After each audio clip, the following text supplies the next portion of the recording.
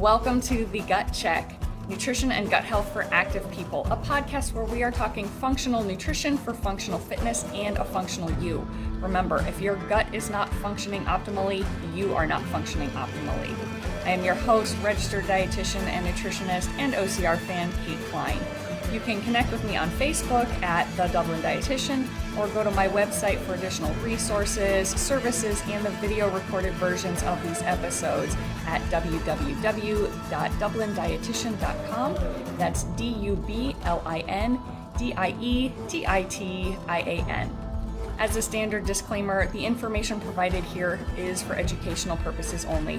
While I strive to provide accurate and helpful information to my listeners and viewers, I cannot take into account individualized circumstances. This is not a substitute for personalized nutrition, health, and medical advice from a health professional. If you are ready to get your personalized plan, you can go to dublindietitian.com and schedule a complimentary strategy session to get a game plan in place for you to hit your health and fitness goals. So let's get to it. Welcome back, health seekers of Team Gut Check. What we put on our skin absolutely matters. We absorb so much of what we put on our skin, put in our hair, put on our legs and lotions and deodorants. And these things can be linked to cancer, lymph issues, hormone imbalances, and more. And the importance of this has been really driven home for me in the past few months as I've been doing this advanced intensive training in hormone health. And just hormone balance is so important, and not just for women, though there do tend to be a lot more risks of imbalance, a lot more complexity to the female hormone cycles, and they're just intricate and powerful and beautiful, but they can get disrupted, not just like month to month as we think of the typical ebbs and flows of a monthly cycle, but also from age to age. And these hormone imbalances have been found in numerous conditions that can lead to things like various cancers, many cancers, breast cancer, ovarian cancer, so many different things, PCOS, endometriosis, preeclampsia, osteoporosis, PMS symptoms, and even harsher perimenopausal symptoms all can be related to hormones. And approximately 50% of women over 35 years of age struggle with what's called estrogen dominance.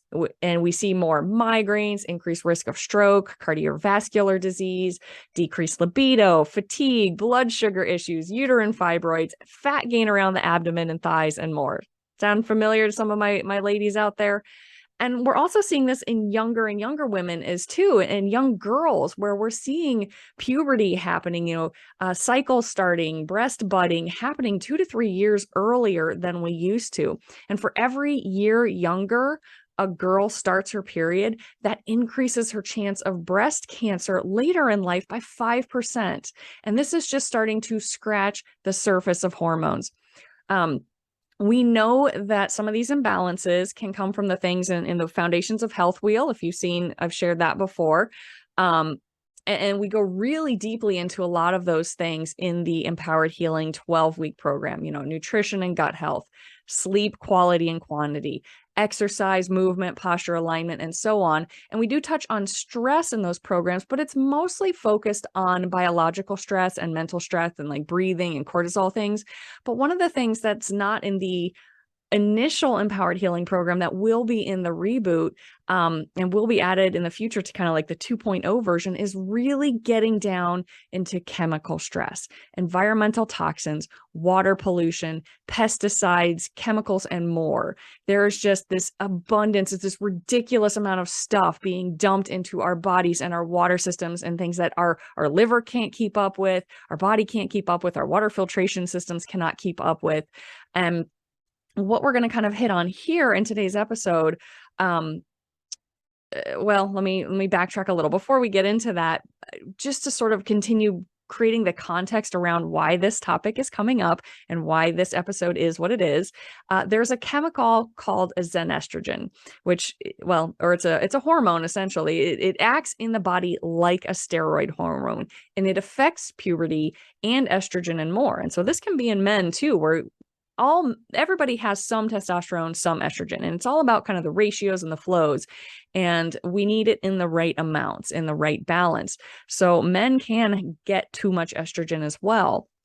So it is one of the Zen estrogens is one of the huge factors behind hormone and cancer issues. So Zen estrogens can be found in things like plastics, BPA, perfumes and fragrances, detergents, shampoos, soaps, dry cleaning chemicals, and even bleached female hygiene products, which, you're putting against your skin potentially, couple days up to a week or so per month, depending on your cycle.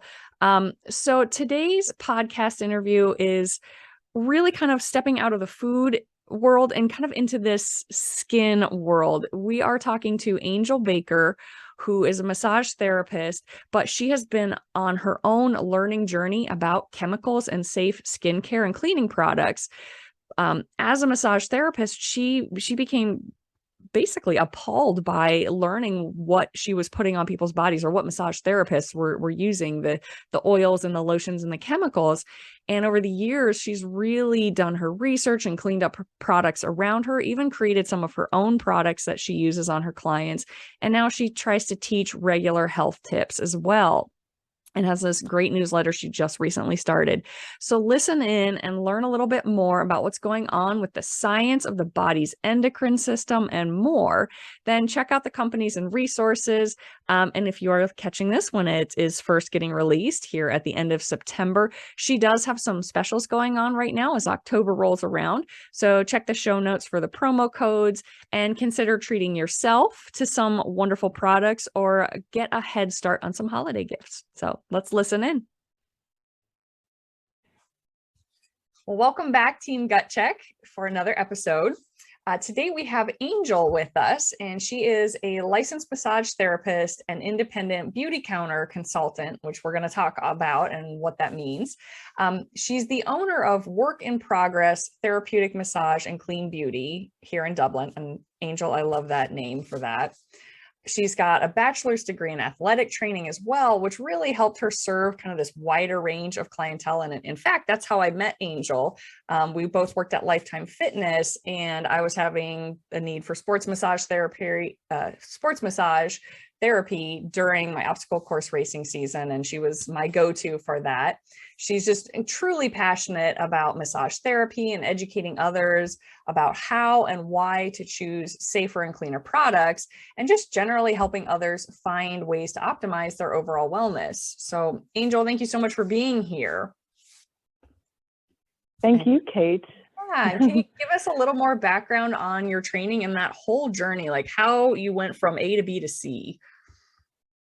Yeah, so out of high school originally, I was like, oh, elementary education, maybe physical therapy, I don't know. But as I think with most of us, like our experiences and our whatnot, like I had a lot of knee issues in high school, dislocated patella, had a scope knee surgery. So like, that's what was drawing me to that physical therapy, But at the same time, I was like, I think I want to work with more active people, more so than like getting into like a nursing home sort of level physical therapy, just to work with, that kind of athlete sort. And somebody said, well, have you heard of athletic training? And I was like, what's that? So prevention, treatment, and rehab of injuries. Yeah. And I was like, yes. So went to Marshall University out of high school and got my bachelor's in that. And I started gung-ho, like, yes, I want to do college football, and like, we're going to just take care of the athletes and all the way. And then as I think as with any career path, you learn like what all is involved with that, like right. What do you actually like and what are not so much your gifts or thriving, so to speak. And I found that I did not like initial assessment of injuries. I don't thrive on that high pressure running on the field. I love standing back and watching it. Oh. But I found that my gift was more after that has calmed down to like then address the person and help them return like the health. So that being said, I did graduate in 2005. However, I never took my boards. kind of regret it, but being that I didn't, it led me to massage.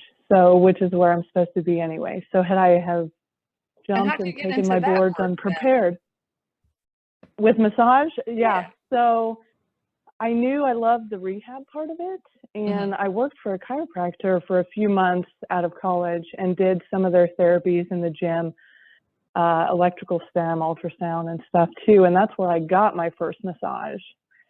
And I was like, okay, like I see what this is doing here. Like, and I see how this could incorporate everything that I already love and do, you know, and trying to help people feel better and recover and from various things. So I thought about it for a few years, and then I hit that 29 mark of that other milestone in years and was like, okay, Angel, it's time to go back to school. So I did. And my dad always said, if you can ever be your own boss, that's the way to go. And I knew with massage, there was kind of, you know, a lot less overhead than some other careers. So yeah, that was a draw as well. So that kind of opened the door, massage, and this whole like new wellness door opened, as far as like just all the things that we're doing to our bodies and how our bodies react. And it started for me with food, you know, and my sister, and she got pregnant. And so like she was seeking out knowledge and her stuff. And so, you know, it's like, okay, what were we putting in our bodies? Well, then it's like, okay, well, what are we putting on our bodies too? And how that affects, because our skin absorbs, you know, what we put on it. And so after a couple years of working at a spa with massage, I went out on my own. And when I went out on my own, I was also keeping my eyes open for an opportunity that I could diversify what I offer clients, you know, and helping them that would align with what I wanted. And that's, I eventually came across Beauty Counter through another massage therapist friend, and she introduced me to that. And I was like, I think this is what I've been looking for, because we're big on educating, you know, people how to choose safer products and why they need to, you know, why they need to, but also like what we need to do to like look and like, because we still have to scrutinize the labels. But they advocate for change legislatively as well, and provide a solution through product. So yeah, that's all intertwined there, I think. Yeah. So, I mean, definitely, I think people do kind of, we have this idea that our skin is this impermeable like surface, but you know, it really is just another organ in our body. It's a connected, you know, a collection of tissues and cells and everything. And I think I had read at one point, we absorb roughly 70% of what we put on our skin. Is that accurate for what you've learned?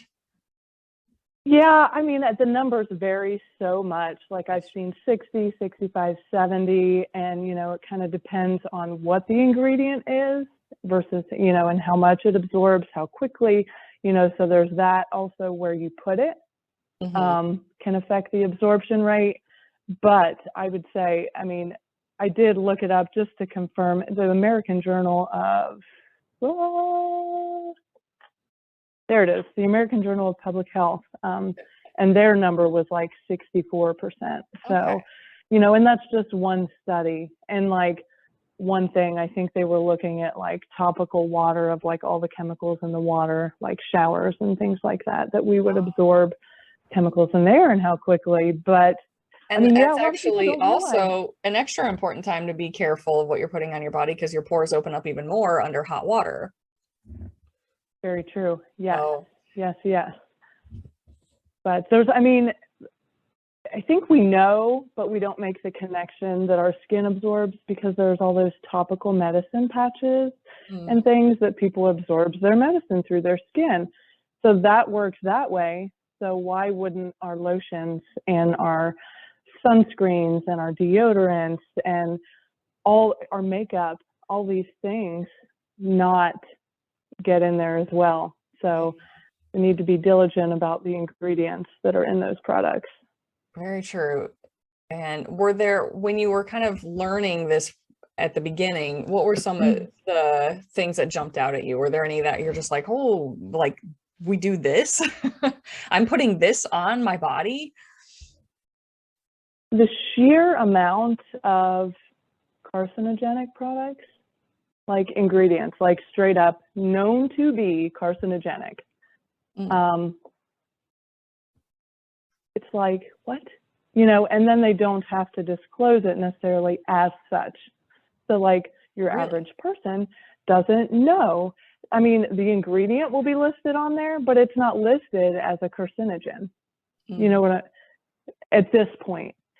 But that's where Beauty Counter is working with Congress and like advocating to get that change, because companies should be held accountable for that. And we've been part of some of the cosmetic laws that were passed in California to disclose those. So if you see when you're buying certain things now, it says that California right property law, something, and it discloses like the carcinogenic effect. Yeah.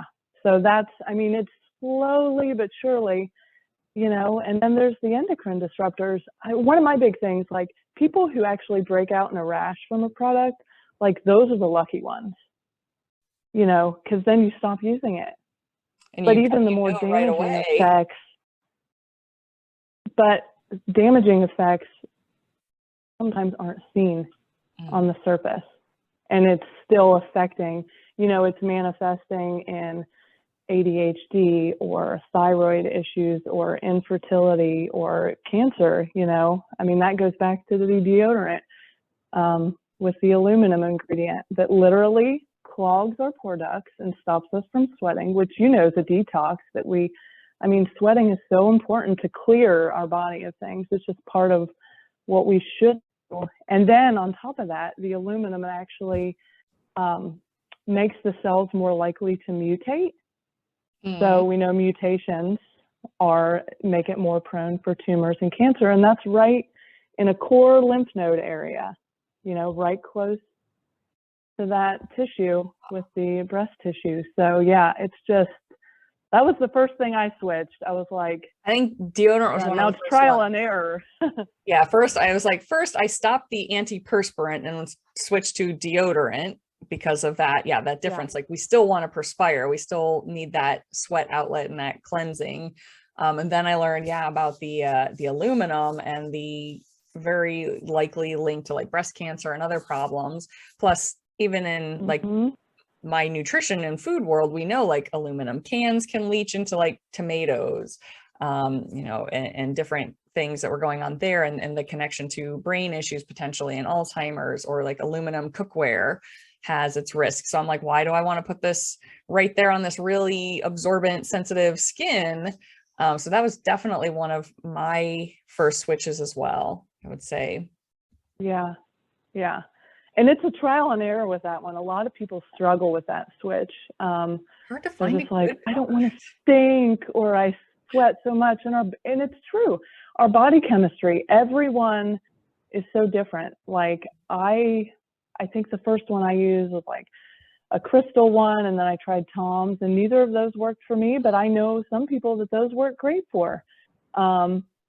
You know, some people react to baking soda. Baking soda isn't necessarily, it's not an unsafe ingredient, but it can be irritating for some people's skin, you know, so it's just finding that balance that works. So don't give up, keep trying. Yes, keep trying. And that's something that I can help with too. Like if people want to reach out, because I have tried a ton of different brands, and even prior to switching deodorants, every so often I would have to switch because it would just kind of quit working. You know, and I think your body acclimates to different things. And so then you have to switch. You know, you can do a pit detox. I use our charcoal mask that we have with Beauty Counter. You can use a lot of other clay masks to actually detox your skin. So interesting. Yeah. Well, and I know again, like you said, our chemistry is all different, but it's also always changing, you know, based on what's going on with hormones and things. I've talked to some athletes who are like, they can actually tell like my sweat is different if I'm doing like heavy lifting versus cardio, because it's doing different things in the body metabolically. Or I know I've experienced differences based on how I'm eating. So when I was doing like much more like vegan based, it was very different than when doing like paleo or keto. So it's all different hormones, different chemicals, different bacteria. We do have a specific microbiome just in our armpit area, and like groin area has its own. So yeah, I would encourage people to keep trial and error, do some research, reach out to you with questions and some possibilities, and kind of learn what brands are out there. Because that is, especially for athletes, something we kind of load up on a lot, because we're out and about and sweating all the time. I mean, I know most people tend to wear deodorant also, but it's something I know people can be also more self-conscious of before going to the gym. Like, oh, I'm going to be out there like resonating for everybody. Right. Yeah. So, and speaking of the smell, like that's an ingredient to be mindful of, as well as the fragrance and where they're getting that fragrance, because the synthetic fragrance and the phthalates that are in those ingredients, a lot of times it's a big umbrella term, and it's very high on the endocrine disruptor spectrum with those like chemically grown fragrances that are and whatnot. So looking at the labels and actually seeing like, what are they using for the smell? And like, sometimes like I'm okay not smelling like anything as long as I don't stink, so I don't even need to have it to have a scent if it can like neutralize my body odor. But having a scent is nice, but finding a good, safe one with the actual essential oils or the coconut oil or something like that is important. So in general, you've mentioned the phthalates as an endocrine disruptor. We've talked about aluminum a little. Are there other certain chemicals that you would, or ingredients that you'd encourage people to like check your shampoos, your deodorants, your makeups now, and just like get these? These are big red flag ingredients. And what are they doing? Like, yeah. So there are a lot of big words, and so it gets kind of like hard to remember. We'll put the spelling in the show notes as well. Yeah. When they can also, through the beauty counter link that'll be in the show notes, they can go to in the menu under our story, there's the never list. And so like whatever you can't retain from hearing this, then you can go and see the list. It's like a pocket size one. You can keep it with you. I can also mail you a pocket size one that's like a little business card that'll tell you the ingredients to keep. But you start to recognize them, even if you can't pronounce it. And some of them are, but parabens is a big one. And that's a preservative. That one, I think a lot of companies are starting to recognize, and consumers are not buying those. So a lot of times you'll see on the front of the label paraben free. It's like, okay, well, that's nice. What's actually in this? Okay, well, it still has, EDTA, which is another harsher preservative. There's also, I wrote down specifically some of the endocrine disruptors, because I know our endocrine system affects a lot of the things that your clients deal with, from our metabolism, thyroid. Yeah, I was gonna say, can you explain the endocrine system real quick for anyone who maybe isn't quite sure what all that means? Yeah, so the endocrine system is made up of all of our hormones in our body, and those hormones regulate every biological process in our body. In short, that's kind of like a compact. It's very complex other than that, and the knowledge of that goes way deeper than what I know, for sure.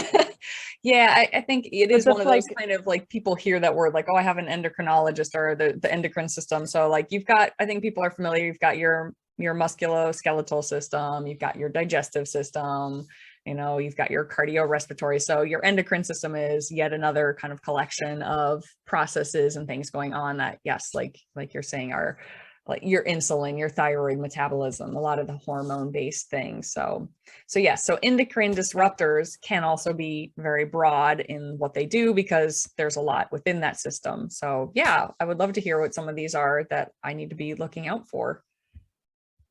Yeah. we'll start with a big mouthful one. It's butylated hydroxyanisole. And then yes, that'll butylated be in the show notes, everybody.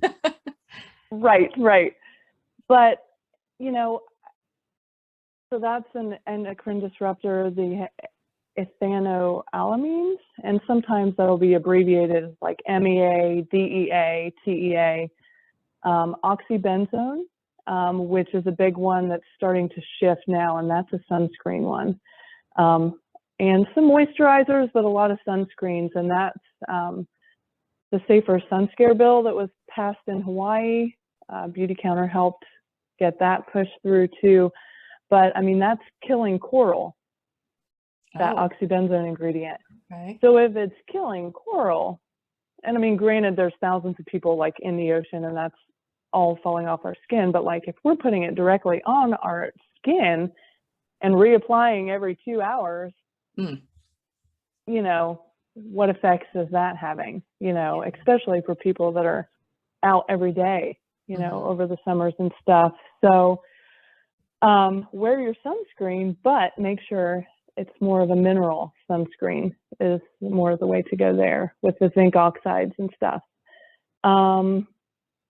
Phthalates, they can be abbreviated as DBP, DEHP, and DEP. See, I can't even like always remember all this. Yeah. A little pocket so card, I right? it down. Yes, it really is. I should have had one handy, but it's literally on the back of my Beauty Counter business cards. And it has all the major offenders, like, you know, there's the carcinogens, because I just wrote down some of the endocrine disruptors because I knew we wouldn't be able to get through the whole list. There's so many, you know, and there's more than that are on this pocket list, but those are some of the major offenders that, in my opinion, if I'm not big on waste, but if those are ingredients that are in products that you use every day, I would do some soul searching and consider just tossing it and seeing what you can swap out. You know, it's just not worth it. I mean, and they've done studies too, I've heard on the Today Show, like they've done studies with people like urine tests and these chemicals showing up in the urine that literally after like 4 days, you start to see a drop, you know, in your body ridding of these chemicals. So, I mean, a little bit at a time can make a huge difference. And it's in the pregnant women too. It's going through the umbilical cord and transferring there. Yeah. And it's, I mean, just sort of kind of a tangent to that, something that I know I had read, it was a while ago, but I don't imagine this has changed much. It was a Scientific American article where they were researching our water filtration systems and basically saying, you know, as much as the science is continually evolving to make safer and safer water as much as they can, they're like, we can't outpace the number of medications, chemicals, pesticides, you know, products that are getting into our water system as it is, from people throwing away medications or peeing or showering and it going down the drain. They're like, we're doing the best we can, but there's way more money and more like businesses just volume wise pumping out new chemicals and products versus what we can do with our water filtration system. So if it's coming through in urine and changing things there, I would be curious what our water system is looking like at this point. Just water is awful. Second side note. I'm gonna make a plug here. I have no affiliation, but Berkey water filtration systems. I have heard for years that is the way to go. I really need to just bite the bullet and invest in one. I've got ours right there, Kate. You've got to do it. And yeah, no affiliation here either. But they are by far the cool thing with Berkey versus an RO too. I was reading a reverse osmosis, for those that don't know what RO stands for, but the reverse osmosis removes everything. But from what I am understanding, the Berkey just removes like the contaminants and leaves the good minerals that are in the water. Also, your reverse osmosis water is pseudo like dead from I mean, water is not just H2O. It is other things in there as well, trace minerals and whatnot. Yeah. Yeah, that's kind of what I'd heard as well. Yeah, and just hands down, every functional medicine practitioner I've talked to, functional nutritionist, it's like Berkey, Berkey, Berkey. So little side Yeah. plug there for that company. No affiliation, just information. Yeah. And pure Okay, so I'm love. sorry, My you were husband talking calls it endocrine. fairy water. You what? My husband calls it fairy water. Fairy water. Yeah, because it's that good. So you guys have a Berkey? Yes, yeah, it was actually a wedding gift from my sister. They got it for us, and we have one of the countertop ones. So yep, we've had it for about 4 years. It's totally worth it. And you can taste the difference. We get the fluoride filters as well, but that's a big tangent. Well, yeah, maybe the fluoride can be its own topic. That's a big one. But so endocrine disruptors and sunscreens and everything. I apologize. That was my own tangent there. Yeah, were there no, that you wanted to hit on that list? That's some of the big ones, but I just want people to know like where they're at more so as a good connection too. Like what products should you look at, where they're commonly found, you know, like the parabens are common in your shampoos, face cleansers, body wash, lotion, moisturizers, all that, you know, so knowing where they are and where to look. Specific ones, like there's other ones like formaldehyde's a known carcinogen. That was one used as a preservative that I was finding in massage cream. Really? And I was like, yes, and it was like so frustrating. And once I started learning, I was like, okay, well, I need to find a massage cream that has no harsh preservatives that are known to be carcinogens. You know, it's like, should that be too much to ask? And it's so frustrating that right now it is kind of, but I didn't ever find one that I liked that was affordable and made sense. So I started making my own massage cream. And so I just buy the raw ingredients and make it myself. So it's a side business for you, like, for a okay. massage therapist. Yeah. Start selling that. And it smells like chocolate because you can't be sad about that. Is that like cocoa butter? Yes, raw cocoa butter is part of it. Yep. Nice. Yeah, one of the I want to kind of hit one of the almost like the devil's advocate things that I hear and kind of my rebuttal to it. So a lot of people will say, well, all of this stuff is tested and approved by like the EPA or the FDA or whatnot as, you know, a small enough ppm or parts per million that it's safe. And my response usually to that is couple things. Like one, just because they say it's safe doesn't always mean it is. I mean, how many people got mercury fillings that we're now learning have bad implications? But the bigger thing, because it was always something that bothered me in the food industry, but it's definitely also in our water and our products, is you're not in a vacuum where that's the only little trace toxic thing that you're consuming. So if you think about that little bit of formaldehyde in a cream, plus that little bit of parabens in your shampoo, plus that little bit of aluminum in your canned tomatoes, plus that little bit of lead in your water, like all of that, it compounds. And so I feel like we're in a society where we're never going to be able to be 100% free of all of these types of things. So where we can make changes, I strongly encourage it. You know, that's why I tell people, like, do what you can with organic foods to have less pesticides and chemicals on it. Do what you can with the organic, grass-fed, free-range type of meats, like where you can budget for it. And I would say the same with our skincare, lotion, sunscreens, deodorants, like toothpaste. Do what you can, because we want those little pieces of goodness to add up, because our bodies are wonderful at detoxing and healing us. But again, just the volume of things that come out, our liver can only go so fast when it comes to detoxing and neutralizing. So just kind of wanted to put that out there, since that is something I hear a lot, like, well, it's safe, it's parts per millions, that's what our livers are for. Yeah. Yes, no. And I don't think people realize the FDA doesn't have as much control as one would hope in the personal care product industry. Like, you know, there's a certain like proprietary allotment that they're allowed for ingredients, so they don't even have to disclose. So therefore, like, they're not even being held accountable for what it is. I mean, there's been multiple, and I'm not going to mention any names, but certain products that have repeated like lawsuits and stuff against, you know, the adverse side effects that have been caused, but the FDA has no power to pull those. You know, this is the word natural, like there's no regulation on that word and what that means. So companies like can do that, like natural flavor. What does that mean? You know, that's an umbrella term like fragrance that can encompass like thousands of ingredients, but people don't know that. So that's something that I'm passionate about, is like helping people know that so that they can make informed choices and choose the products that, you know, hey, I use deodorant every day, multiple times a day.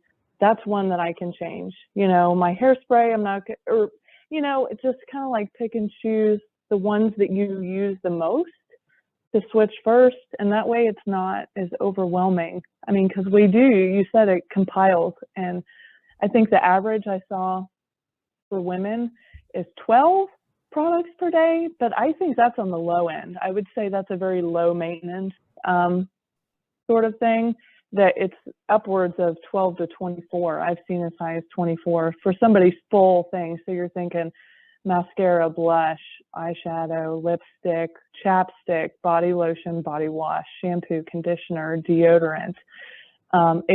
You know, and then if you use any added products, a leave-in conditioner, hairspray, mousse, gel, all those, it's like ding, ding, ding, ding, ding. And like you said, it adds up, and it can just our bodies just aren't made for that. All these new chemicals have been introduced, so many thousands in the last, since like, you know, the 40s, you know, this chemical industry. But so we still have to always learn, and Beauty Counter continues to do third-party testing and continues as new research comes out on ingredients to do that, and also commissioning their own research. Like, hey, this is starting to come up. Like, I know they've worked with Tufts University in doing some research on different ingredients so that we can like stay on top of it as best we can and adjust where we need, because we've pulled products over the years that were selling well.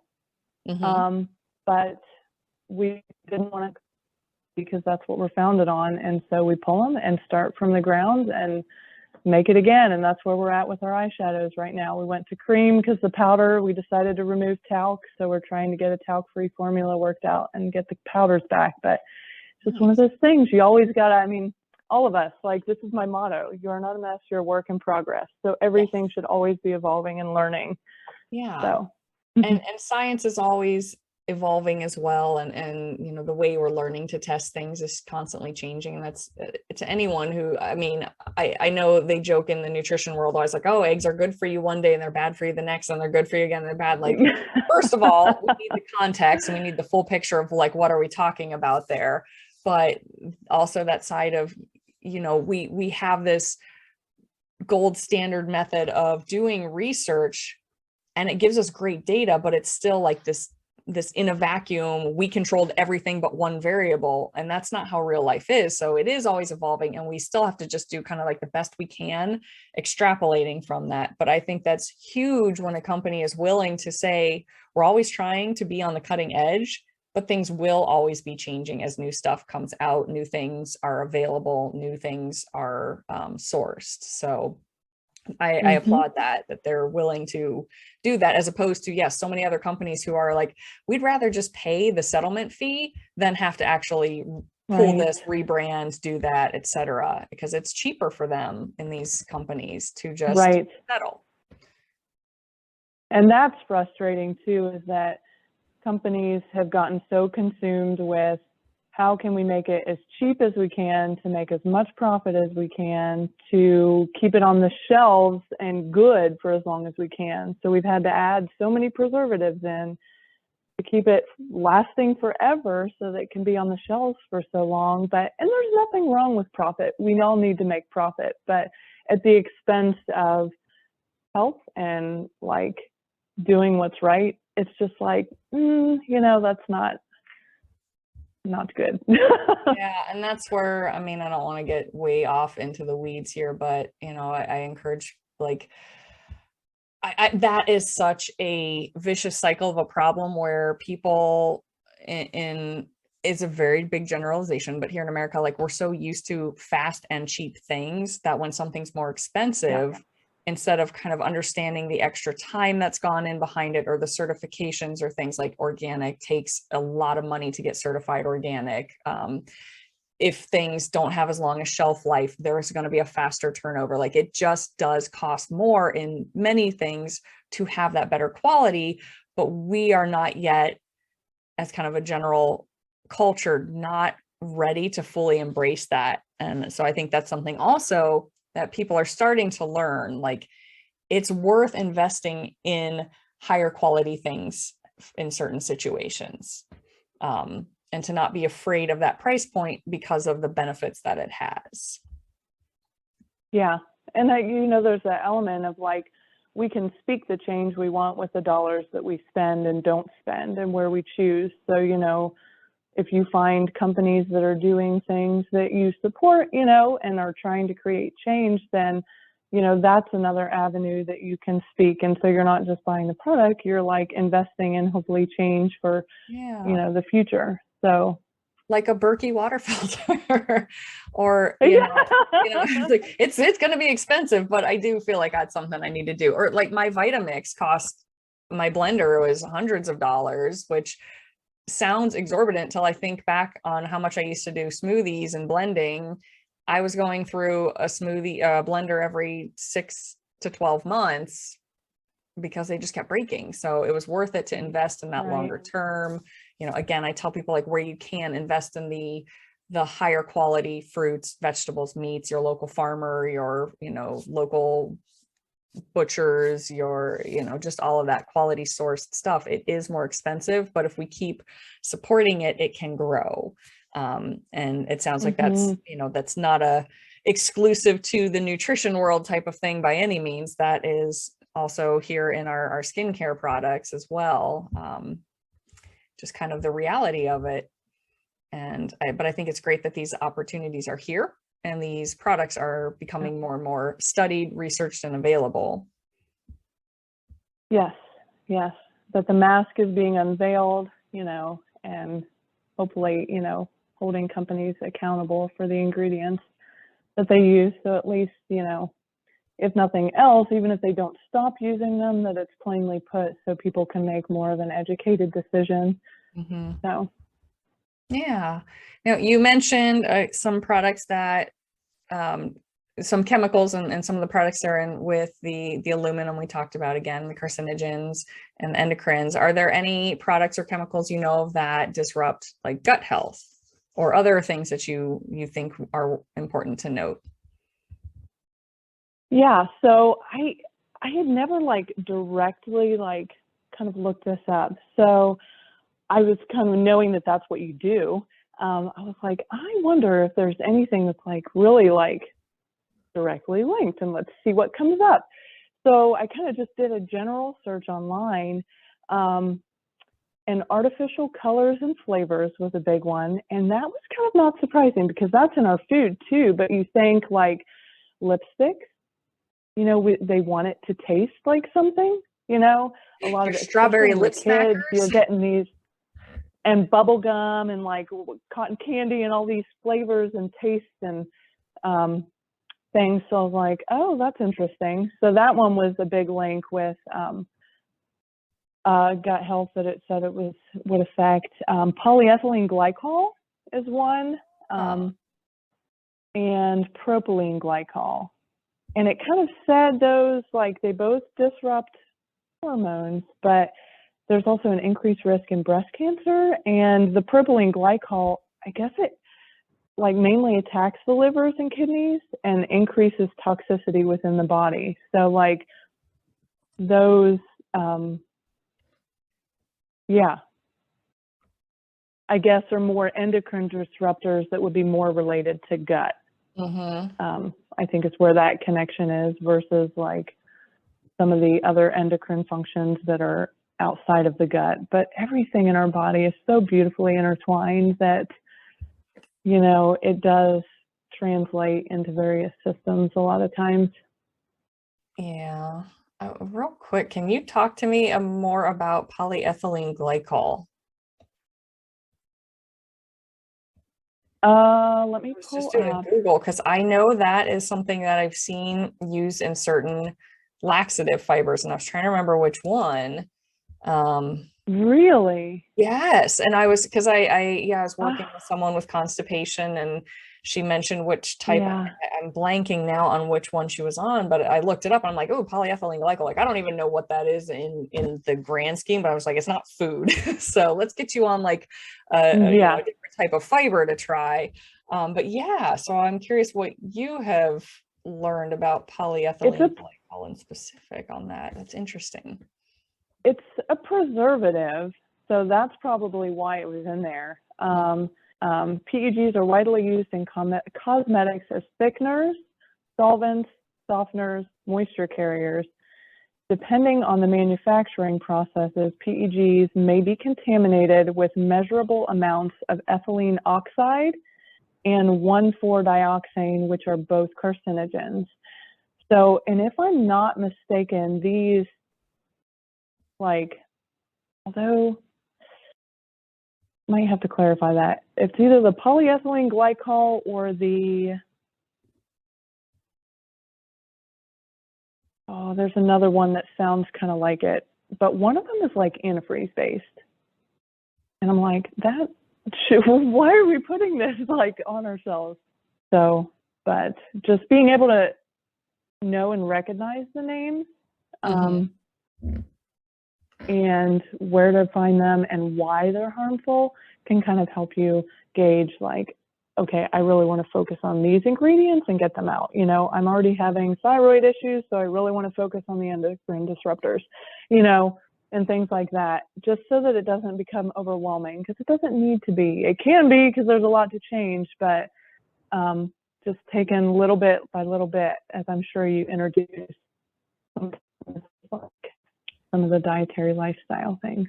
So. Yeah. Yeah. So again, kind of prioritizing with your budget and with your time and all of that, but being mindful and being aware, and like I think you said, just making informed decisions, I think is important for people. Yeah, it's like that cost benefit ratio. And if people know, like, you know, they're set on retinol products and that's what they want to use, and that's, you know, that's up to them as long as they know. But I just, you know, it's important that people know the risks, and then they can make their decision, you know. Yeah. Now, so I guess, so we've talked, thinking kind of through, especially the kind of typical athletic types things. I'm sure there's sunscreens. We kind of hit on a little bit deodorant, of course, kind of everybody. I don't know if there's any other things that you think are worth talking about, or that you would want your athletes to extra be aware of, like massage creams or like icy hot, if there's anything to know within those types of products. Trying to think. Yeah, I know. You know, and over the years, I actually haven't looked at the ingredients on icy hot or biofreeze or any of those like things. I would encourage people to definitely look at the short list on the never list on Beauty Counter's website through my link in the show notes, because if it's going to be an issue, it's probably the preservatives. I would, or the petrolatum based product that might be in there, where it's a jelly type material. The petrolatum based products are not good, and that's where you get your PEGs and stuff like that. But there are the essential oil companies that have some good alternatives. That's what I use. I use a Young Living oil. It's called Panaway. It's good for sore muscles and joints. And I think doTERRA makes one as well. And I'm not affiliated with either of those. I just know they make like a good, cleaner oil product I know that is good. And they, yeah, magnesium lotions and CBD oil stick. And I have one that has like eucalyptus in it or something, and the menthol type stuff. So it's got kind of that soothing, icy, hot tingle to it, but it was a little more Right. cleaner product list, or, more safer product list. So yeah, there's options to explore out there. Probably And there's resources too with the environmental working group. That's a good app resource for people that you can kind of search ingredients, and it breaks down the ratings on a scale of like 1 to 10, environmental, carcinogen, and you can look, their breakdown is very good. Yeah, definitely a great resource. I know they do the Dirty Dozen and the Clean 15, like foods, the most and least most pesticides. But yeah, I believe Skin Deep is their line for looking at ingredients within beauty products. But I think they have another one for like household cleaning, which we probably aren't even going to get into here today. But I know that's another big area that has become more highlighted is, what kind of products are your laundry detergents, your soaps, your floor cleaners, all that stuff. Yes. As well has implications, but again, one thing at a time. Yeah. Pick and choose. Yes. And if that's where somebody wants to start, the same ingredients can be used in those. So looking at that Never list is a good resource for all of those products too. Yeah.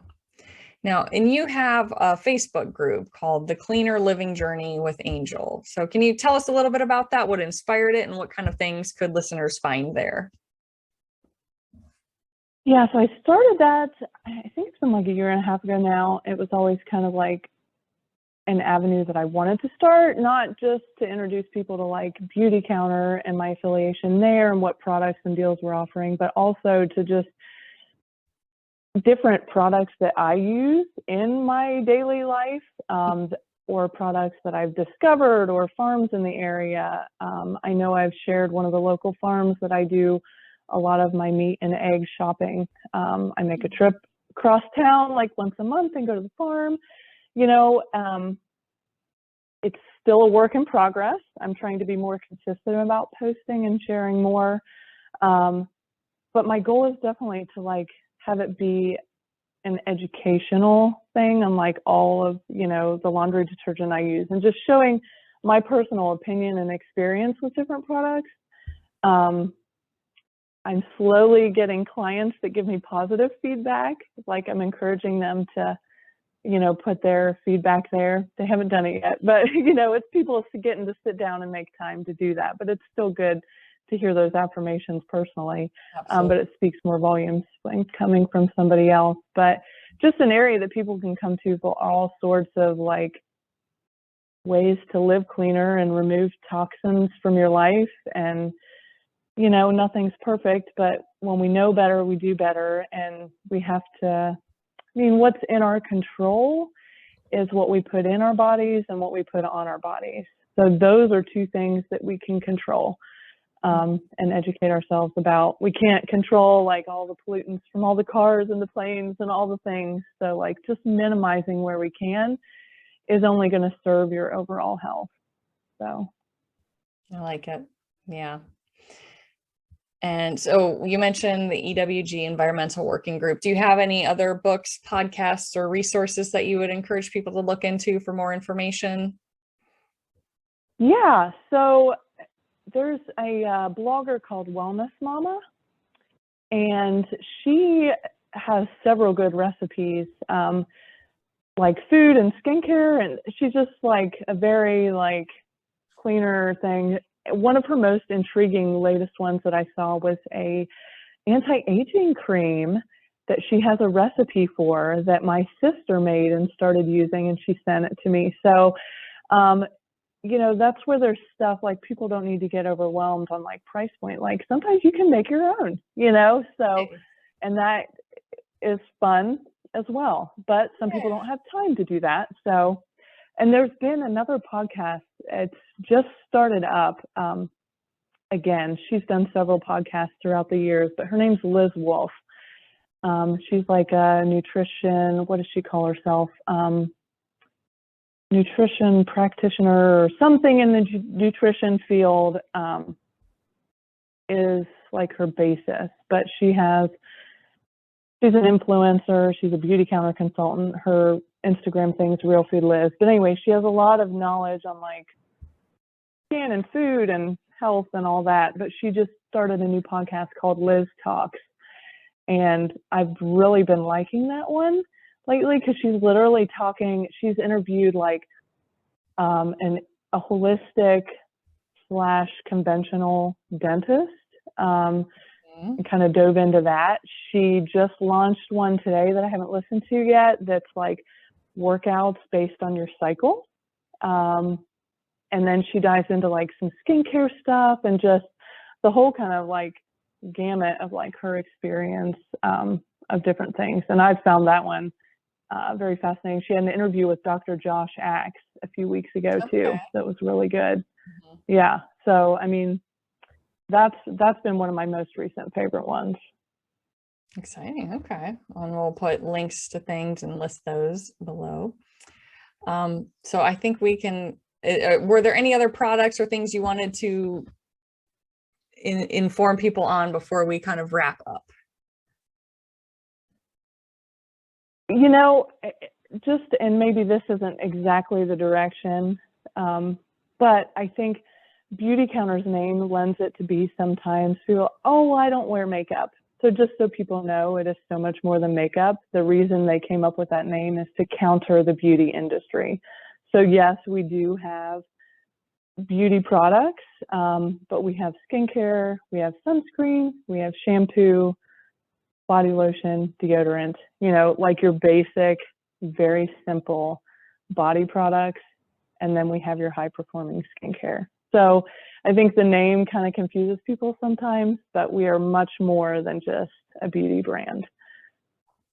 Nice. Okay. That's good to share. I apologize. I didn't ask a little bit more about that. So, and I know you said you'd be happy to offer 20% off for a first purchase for some people. And so, yeah, if people want to reach out to you for more information or to see a product list or to get that wallet, the little wallet card, how can people get a hold of you, Angel? I would say email would probably be the best because, as we all know, Instagram and Facebook, if you're not already connected, sometimes it hides those.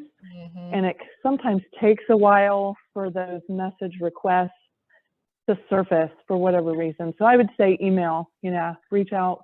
I do have samples that I can offer.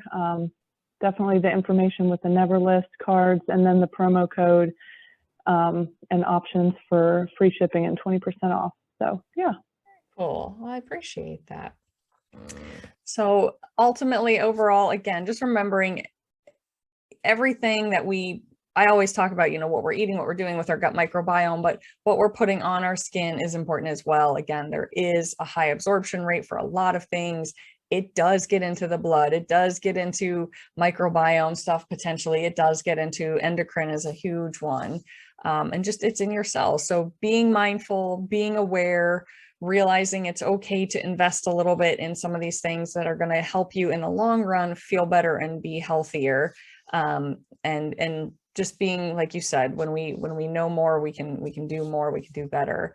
So I really thank you for taking time, Angel, to come and share about all this and talk about it and things that I do think are important to include in anybody's routine and kind of plan for healthier living and optimized living. Yeah, it was a pleasure. I'm glad you thought of me. So I'm honored. So thanks for taking the time. Absolutely. And so wrap that up, guys. I will put all her contact information in the show notes. So please reach out to her with questions. If you want some product recommendations, take care of your health, take care of your nutrition. You are worth it. So thank you, everybody, and have a wonderful, wonderful week. Thanks for listening in. As always, please like, share, and subscribe. I love having this, knowing that this is valuable and useful information, and your support means the world to me. And before you go, I would encourage you to have a serious look at some of your products and really to take this seriously. It is a big issue. And just to sort of put that into context or sort of kind of create a story with that, one of my first telehealth clients, we were working together for numerous issues, energy, brain fog, GI issues, weight loss was a big part of it.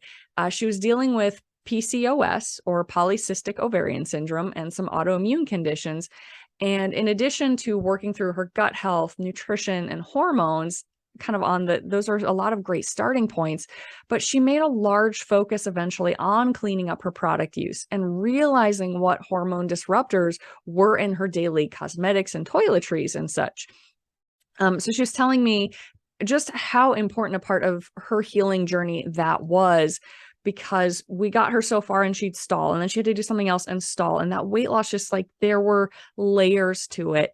And especially because she had that PCOS, that estrogen dominance, those hormone disruptors, this was a really critical part of her healing journey, was cleaning up the things that she was breathing in, putting on her skin, putting on her clothes, using around her house every day.